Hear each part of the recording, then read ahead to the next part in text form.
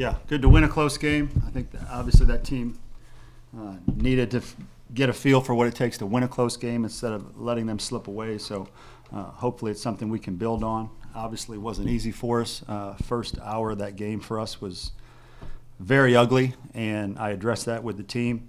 We're a pitching and defense team, and early on the walks and the errors were just not good. So the good thing is they settled in, and the last, I'd say, 7 innings of the game we played pretty good baseball. Mark, you mentioned that talk after, I guess, the 3rd or 4th inning. What all can you say to them in the heat of a game and hope to get those kind of immediate results? There's a fine line. In that game, there's a fine line between, do you try to help them relax because they're pressing, or do you need to, give them a little kick in the butt? And truthfully, I did a little bit of both. And I let them know after the game I was probably a little more on edge than normal just because of this weekend and because of what's ahead of us, and I wanted us to play good enough tonight to create some momentum. And so, those first few innings, I was trying to get their attention. And again, in those situations, you've got to turn left or turn right in terms of helping them relax or giving them a kick in the butt. It was a little bit of both for us tonight, and I thought again, the last 7 innings were more how we want to play baseball. Just feels like Jeff's hit into a lot of bad luck early in the season. A ton. I mean, how good was it to see him finally kind of get that hit in the 6th? It was. Again, that was not hit as well as probably 10 of the balls he's hit so far this year that have turned into outs. But this one was well placed, and it was a big clutch hit. Ended up being the game-winning hit, so good to see him rewarded because he has taken a ton of really good at-bats. After the bullpen has struggled the way it has the last few games, how encouraging was it to see Bosnick come in and shut him down and pitch as well as he did? Yeah, Bosnick threw really well. And he's a guy coming off, Tommy John in the past, and we're hoping that he's getting a little bit better every week. He's got a real breaking ball, and he was 88, 89 with decent command of the fastball. Not great yet, but enough strikes. He only walked 1 guy in almost 3 innings. So that'll help us. Mark, I know it's still early. You got a whole lot of games left, but TJ Shook looked great tonight. Is that a guy you say, okay, you're my closer until somebody knocks you out? No, but he'll be a key guy back there. He'll be a key guy. I want to get to the point where our bullpen, every guy we come in there is dominant and doesn't have to be overused, and we don't have to worry about them walking guys. I was going to ask about TJ, but you also, North Florida had the tying run at third base, both the 7th and the 8th inning, and you're able to get that out. Bosnick once and Shook once. What does it say about them to be able to get the tough out at the end of the game? That's huge, John, huge.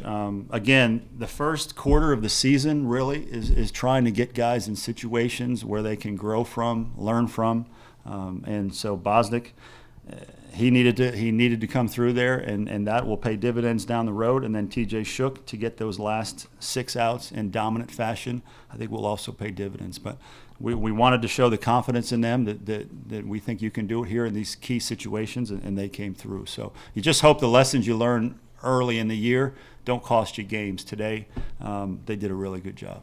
And also, I think it was the 2nd inning, the double play you challenged. What did you see there? And also, what did you see on the play as far as the relay goes? What went wrong there?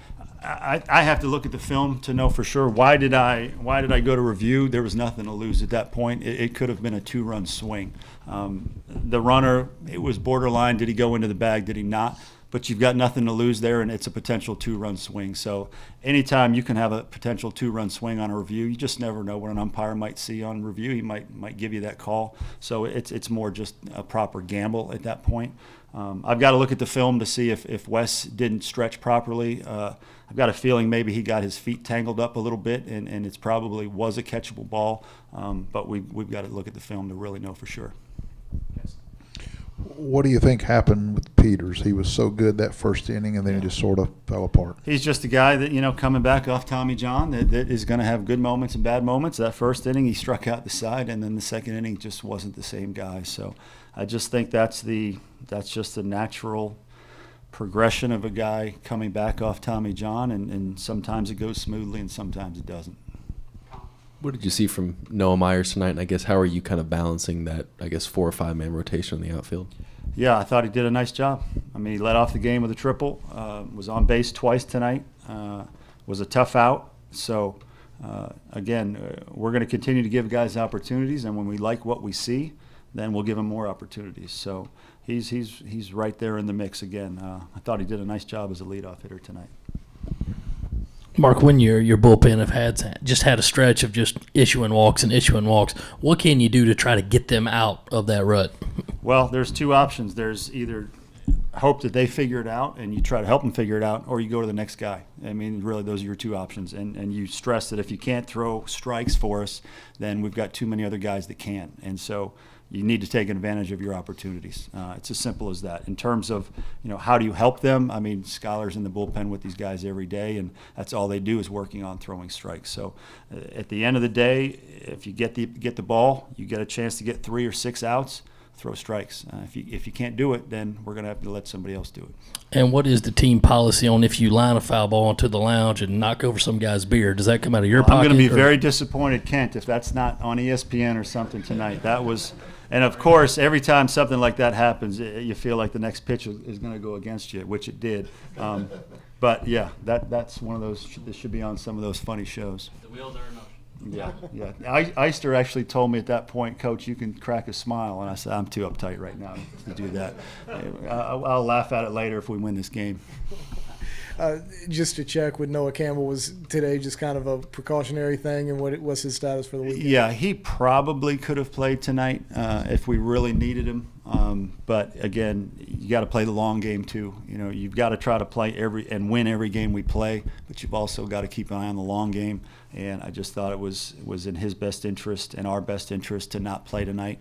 At some point, hopefully, we'll have all our guns blazing. We'll have him in there. We'll have Malone in there, and we'll be ready to rock and roll. A couple of things. Do you think Malone will be available this weekend? Still too early to tell. I mean, I'm cautiously optimistic, but again, I don't want him to be a yo-yo in and out. When the trainers and the doctors tell me, hey, he's ready to go, and there's very little risk, then he'll be in there. But it's just, I want to keep an eye on the entire season too. But he's going to be fighting to get in that lineup because everybody wants to play this weekend, no question about it. Obviously, you wanted to give Peters a start tonight, but what does that mean for Farr as far as his availability? Will you try to use him this weekend? Well, I believe Kent has a press conference scheduled for Thursday, so you guys can think on all the conspiracy theories on what we may or may not do and argue about that, and we'll let you guys know soon enough what we're planning for the weekend. All right, thank you. Appreciate it.